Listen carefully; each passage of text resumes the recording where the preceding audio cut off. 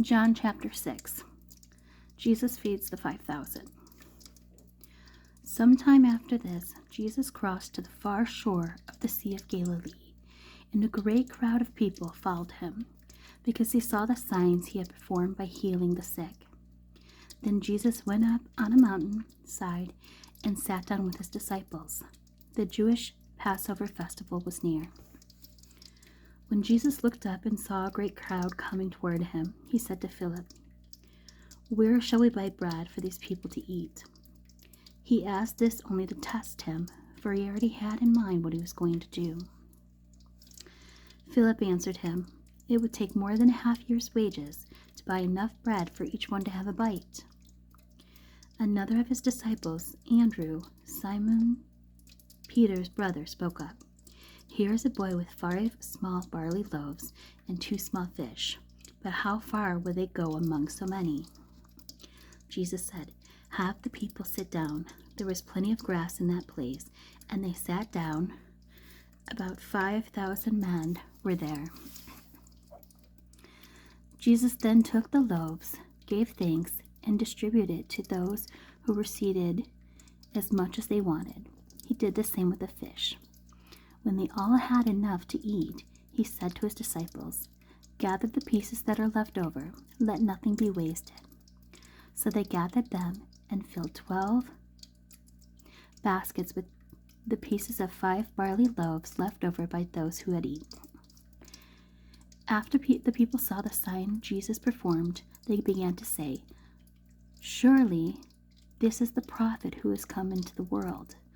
Jesus, knowing that they intended to come and make him king by force, withdrew again to the mountain by himself. Jesus walks on water.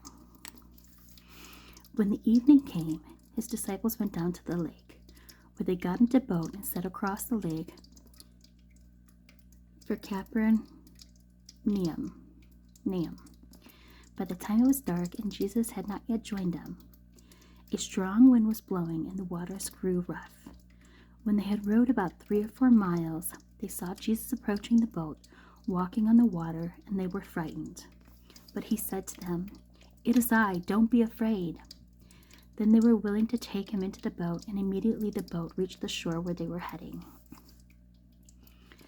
The next day, the crowd that had stayed on the opposite shore of the lake realized that only one boat had been there, and that Jesus had not entered it with his disciples, but they had gone away alone.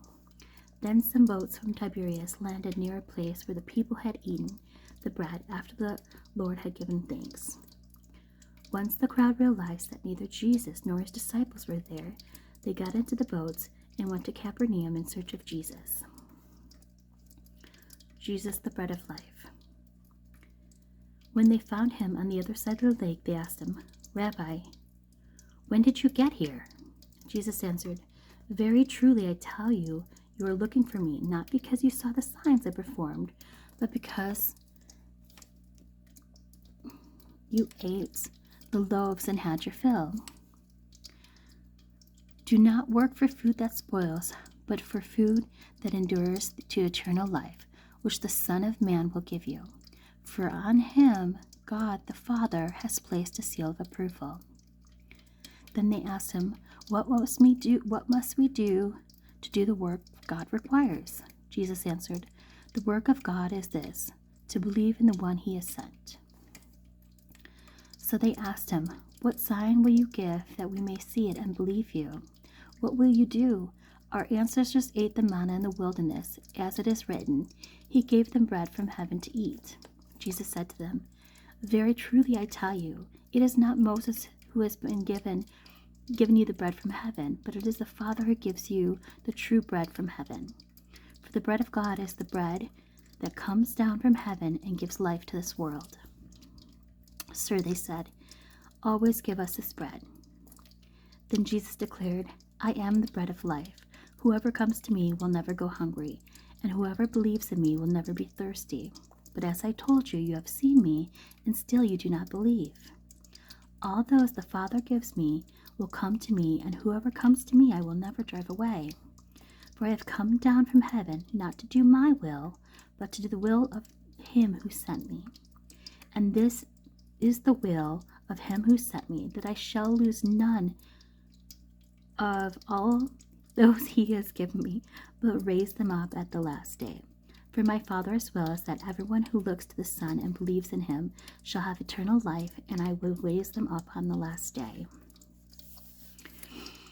At this the Jews there began to grumble about him, because he said, "I am the bread that came down from heaven." They said, "Is this not Jesus, the son of Joseph, whose father and mother we know? How can he now say, 'I came down from heaven'?" "Stop grumbling among yourselves," Jesus said. "No one can come to me unless the Father who sent me draws them, and I will raise them up on the last day. It is written in the prophets, 'They will all be taught by God.' Everyone who has heard the Father and learned from him comes to me.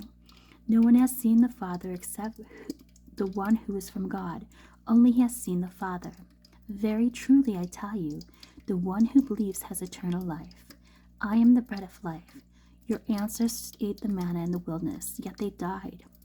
But here is the bread that comes down from heaven, which anyone may eat and not die. I am the living bread that came down from heaven. Whoever eats this bread will live forever. The bread is my flesh, which I will give the life of the world. For the life of the world. Then the Jews began to argue amongst themselves, "How can this man give us his flesh to eat?" Jesus said to them, "Very truly I tell you, unless you eat the flesh of the Son of Man and drink his blood, you have no life in you. Whoever eats my flesh and drinks my blood has eternal life, and I will raise them up on the last day. For my flesh is real food, my blood is real drink. Whoever eats my flesh and drinks my blood remains in me, and I in them. Just as the living Father sent me, and I live because of the Father, so the one who feeds on me will live because of me.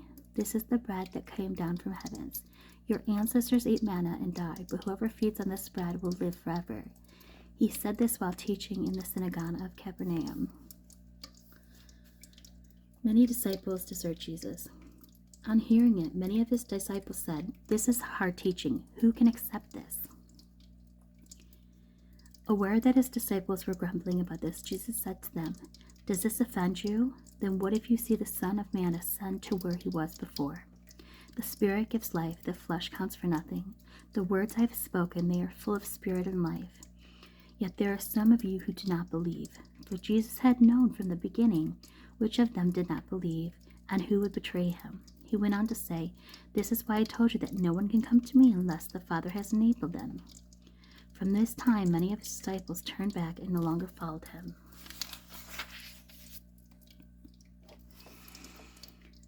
"You do not want to leave too, do you?" Jesus asked the 12. Simon Peter answered him, "Lord, to whom shall we go? We have the words of eternal life. We have come to believe and to know that you are the Holy One of God."